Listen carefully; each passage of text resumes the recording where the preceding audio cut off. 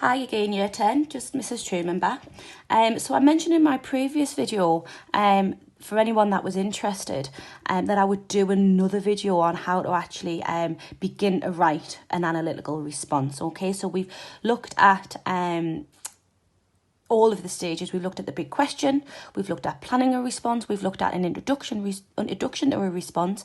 I'm now going to look at how to actually write an analytical response, and I'm going to use my three colours here. Okay, so I'm going to be using pink for context, I'm going to be using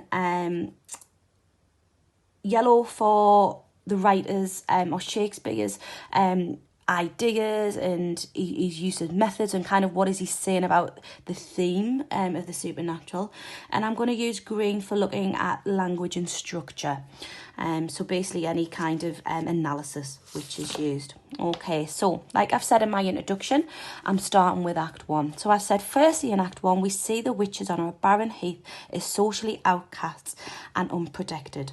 So again, that links to something what Shakespeare has deliberately done. He's presented them on the barren heath and he presents them as outcasts and unprotected. Then I said something closely linked to how they would live and have been treated by society at the time. So that's my contextual link. And again, where possible, you're trying to weave that in. This, along with Shakespeare's use of stage directions, okay, so we're now moving on to methods. So the use of stage directions, of thunder and lightning, instantly sets an ominous foreboding. So we now have that analysis of language and ultimately what it's aiming to do, that ominous foreboding. Not only that, Shakespeare's use of juxtaposition. So again, we've got another method there.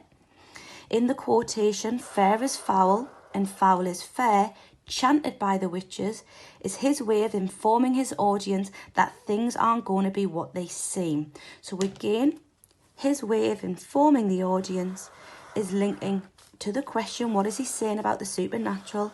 Its power to inform the audience, okay, that things aren't going to be what they seem. And that what is considered good being bad and what is considered bad actually being good. Instantly, the audience are throwing into a dangerous, overwhelming presence of the witches before they are combined with any of the other characters. So again, we have that effect of Shakespeare placing them where he does, so structure now, okay, on the audience. So if we're kind of going to think about our AOs, all right, we have this idea of AO1 here, that we've got that clear link to the question, okay, how they're presented. They're presented by Shakespeare, or the supernatural, the ideas of him being being outcast and unprotected. We then got links to AO3, which is the context.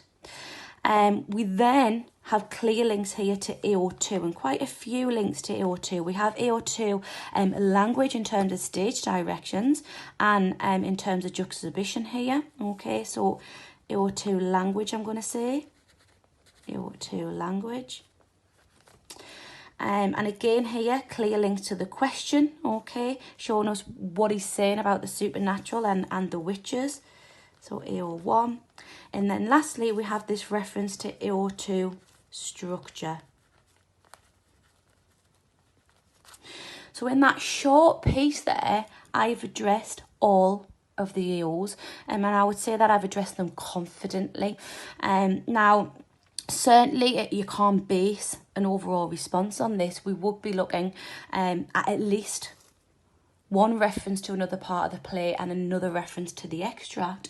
But remember, I would always try engage for more. Ideally, if we can kind of get at least 3 to 4 of these responses, whether that is 3 from another part of the play and 1 from the extract, or 2 and 2, or 1 from another part of the play and 3 from the extract. That doesn't matter, but it is certainly important to show how you are addressing all of the assessment objectives like this response does.